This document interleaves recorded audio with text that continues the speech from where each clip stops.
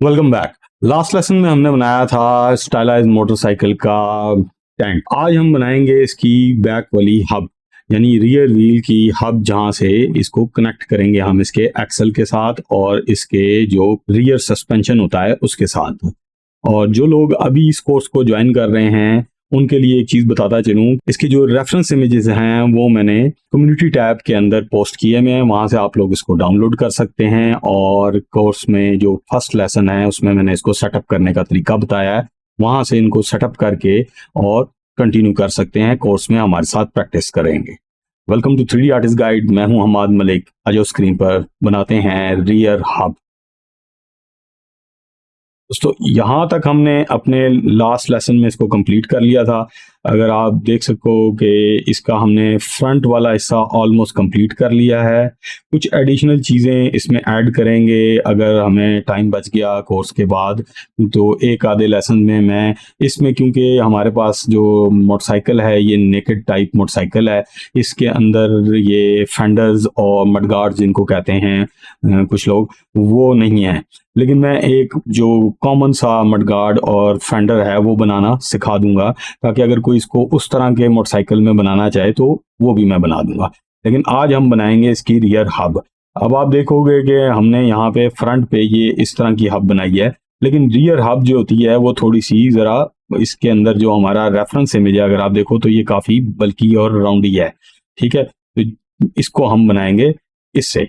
तो अब हम स्टार्ट करते हैं, जैसे हम पिछले लेसन्स में करते आए हैं कि हम पहले ज्योमेट्री को एक्सट्रैक्ट कर लेते हैं। और उससे हमें दो फायदे होते हैं। एक तो हमारा इसके पिवट पॉइंट अपनी जगह पे मिलता है हमें, जो हमारा व्हील का और हब का सेंटर है वो एक होगा, दोनों का पिवट पॉइंट सेम होगा, क्योंकि जब हम इससे ज्योमेट्री एक्सट्रैक्ट करेंगे तो सेम पिवट पॉइंट उसके साथ कॉपी हो जाएगा। और दूसरा, इसके ऊपर जो ये मिरर मॉडिफायर लगा हुआ है, ये मिरर मॉडिफायर भी कॉपी होगा, तो हमें इसको दोबारा सेटअप नहीं करना पड़ेगा। ठीक है, तो हम जाते हैं अपने ये जो एक्सेल है इसको टैप प्रेस करके इसके एडिट मोड के अंदर, और यहाँ पे हमने 3 प्रेस किया और हम अपने फेस मोड में आ गए। और ये ज्योमेट्री थोड़ी सी मुझे इजी लग रही है कॉपी करना और इससे बनाना, तो मैं शिफ्ट डी करके इसको कॉपी करता हूँ और राइट क्लिक से इसको ड्रॉप कर देता हूँ। सिलेक्शन अभी भी कायम है, तो मैं इसको पी प्रेस करूंगा और कहूंगा सेपरेट बाय सिलेक्शन। तो ये अब हमारे पास एक सेपरेट पार्ट बन गया। तो अगर आप देखो, ये मैंने एक दफा यहाँ पे क्लिक किया तो ये क्योंकि ओवरलैप हो रहे हैं तो ये जरा मुश्किल से सिलेक्ट होता है, तो ये पार्ट जो है ये यहाँ पे मैंने सेलेक्ट कर लिया। अब यहाँ पे मुझे यहाँ पे इसको ढूंढना बहुत मुश्किल है कि ये कहाँ है, तो मैं चाहता हूँ कि ये बाहर आ जाए, ताकि क्योंकि इसको मैंने कॉपी किया है अपने इस रिम में से, तो ये इसी फोल्डर में, ये देख रहे हो आप, थोड़ा सा ये हाईलाइट हुआ हुआ ग्रे बॉक्स, इसका मतलब है ये इस रिम के अंदर है। तो मैं इस फोल्डर को ऑफ करना चाहता हूँ, तो मैं एम प्रेस करके इसे कहूंगा कि सीन कलेक्शन में। अगर आप एम प्रेस करते हो ऑब्जेक्ट मोड में तो ये मूव की कमांड है, यानी कि आप इसको एक फोल्डर से या कलेक्शन से दूसरी कलेक्शन में मूव कर सकते हैं और न्यू कलेक्शन भी बना सकते हैं। तो मैं इसे कहता हूं कि सीन कलेक्शन में आ जाओ, तो ये मेरी इससे बाहर आ गया फोल्डर से। तो अब अगर मैं इसको ऑफ करूंगा तो आप देखोगे ये यहीं पे पड़ा हुआ है, और मैं इसको भी ऑफ कर देता हूं। इसका फायदा ये होगा कि जब मैं ये साइड व्यू में जाऊंगा तो मुझे अपना रेफरेंस इमेज नजर आएगा। अगर यहाँ पे ये इस तरह चीजें पड़ी होंगी तो ये रेफरेंस को देखना बहुत मुश्किल हो जाएगा। तो मैं इन दोनों को ऑफ कर देता हूँ दोबारा, और अब हम अपनी मॉडलिंग स्टार्ट करते हैं। अगर मैं टैब प्रेस करूंगा, ए प्रेस करके सिलेक्ट ऑल करूंगा और स्केल करूंगा इसको यहां तक। ठीक है, ये वाला रिंग जो है यहां तक मैंने इसको कॉपी कर लिया। अगर तो आपको लगे कि ये बहुत ही कम है, यानी कि इसकी ये जो रेजोल्यूशन है वो बहुत कम है, तो हम इसको एक काम कर सकते हैं, हम राइट क्लिक करेंगे और इसे कहेंगे सब डिवाइड। सब डिवाइड करने से इसमें हर तरफ एक्स्ट्रा ज्योमेट्री ऐड हो गई है, यानी कि जो भी पॉलीगॉन था वो इंटू 4 हो गया। तो अब इसका फायदा हमें क्या हुआ है कि अगर हम 2 प्रेस करें और ये रिंग सेलेक्ट करें, इसके लिए अब हमें जाना पड़ेगा, अपने एक प्लगइन की हेल्प लेनी पड़ेगी। एन प्रेस करते हैं एडिट मोड के अंदर, ये लूप टूल्स जो हैं हमारे, इनको ऑन करेंगे और इसे कहेंगे सर्कल। और देखो कि ये काफी स्मूथ हो गया है, तो इनको भी सर्कल और इसको भी सर्कल कर लेते हैं। अब इसका फायदा ये हुआ है कि ये हमें बहुत ही नीट क्लीन और साफ सुथरी चीज नजर आएगी। और सिलेक्ट ऑल करते हैं और GX करके इसको थोड़ा सा बाहर ले आते हैं ताकि ये हमारे जो हब है उससे, जो सेंटर एक्सल है उससे थोड़ा सा दूर हो जाए। अब यहाँ पे हमने इसके साथ 2-3 काम करने हैं।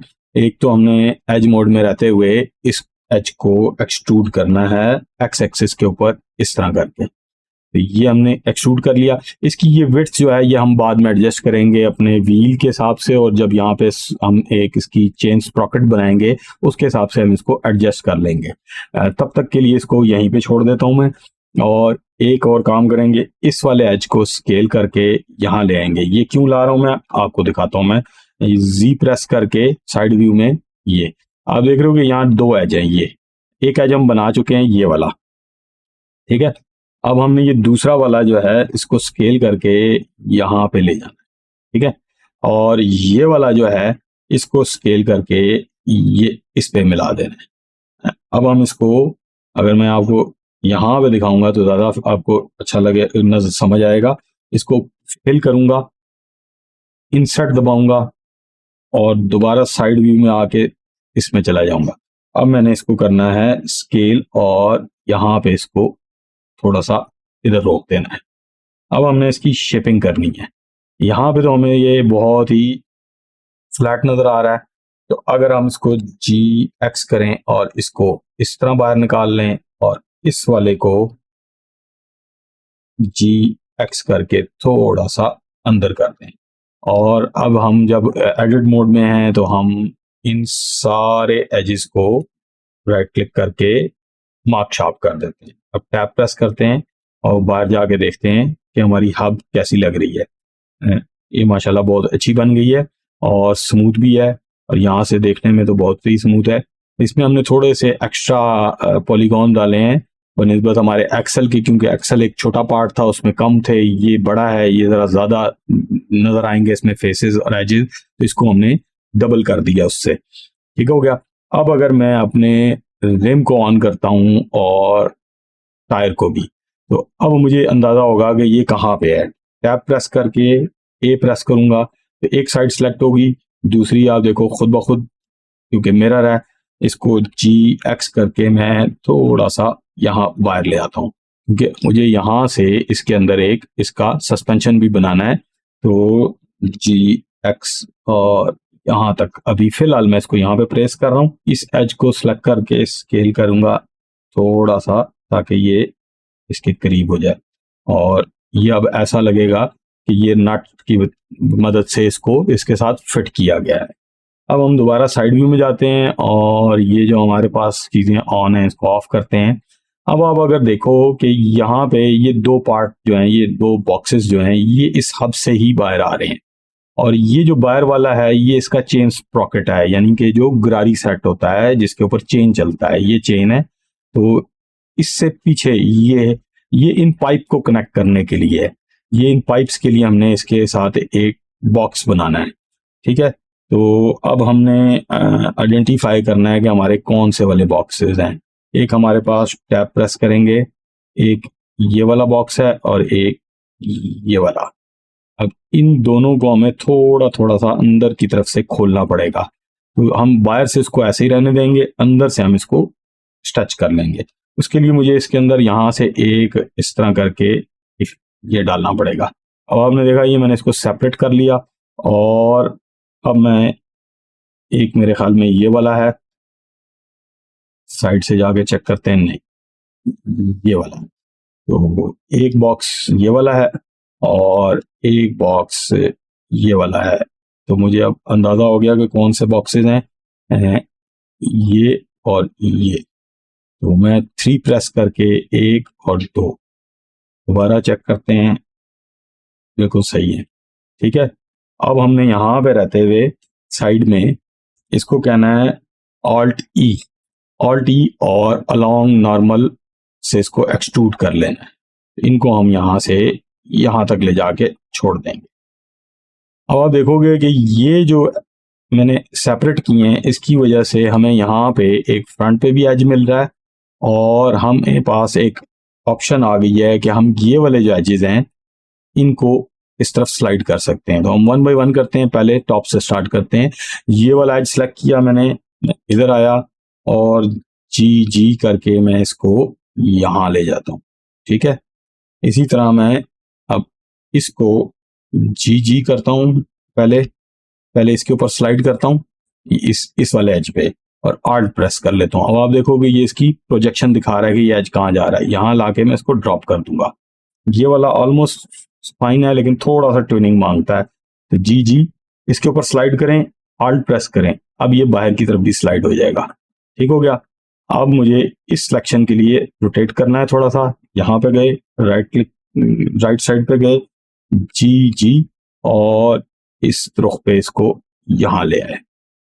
अब आप देखोगे कि यहाँ पे मैं अगर आपको सॉलिड व्यू दिखाऊं और बाहर आऊं तो आपको एहसास नहीं हो रहा होगा कि यहाँ पे हमने इसको टेपर लगा दिया है। अगर हम फ्रंट से इसको करते हैं तो यहाँ पे ये वाला कॉर्नर इधर मूव होता तो ये एरिया ज्यादा फ्लैट हो जाना था, तो जो हमने बचा लिया अपना।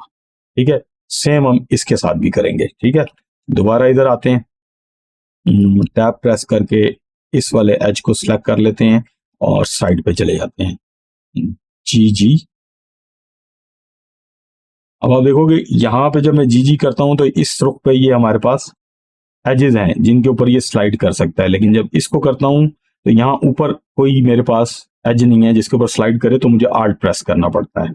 यहाँ पे गए, साइड व्यू में गए, जी और यहां से इसको किया। अब इसके लिए हमें वायर फ्रेम में जाना पड़ेगा। अगर मैं विंडो बना के सिलेक्ट करूंगा तो यहाँ पे जो एक वर्ड टुवर्ड फेसिंग हमारे कैमरे की तरफ यहाँ पे एक एज है जो कि सिलेक्ट हो गया है। जी प्रेस करूंगा, स्लाइड मोड में जाऊंगा, आल्ट प्रेस करूंगा तो इसकी प्रोजेक्शन मिलेगी मुझे, तो मैं इसको आउटवर्ड स्लाइड कर सकूंगा ताकि ये लाइन भी सीधी रहे। और इसको भी कर लेते हैं जी और पहले थोड़ा सा इनवर्ड स्लाइड करेंगे, आल्ट प्रेस करेंगे और फिर इसको बाहर ले आएंगे। अब इसको अगर मैं यहाँ से विंडो बना के सिलेक्ट करता हूँ तो आप देखोगे ये छोटा वाला एज भी सिलेक्ट हो गया है। हमें सिर्फ ये वाला एज सिलेक्ट करना है, ये वाला। ठीक है, इसलिए हमें इसको थोड़ा रोटेट करना पड़ा है। रोटेट करके दोबारा वापस गए और अपना व्यू एडजस्ट किया और जी और इसको थोड़ा सा यहाँ पे ले गए। और अगर थोड़ा बहुत ये आउट भी है तो उससे कोई फर्क नहीं पड़ता, हमें मेनली इसकी शेप अचीव करनी है।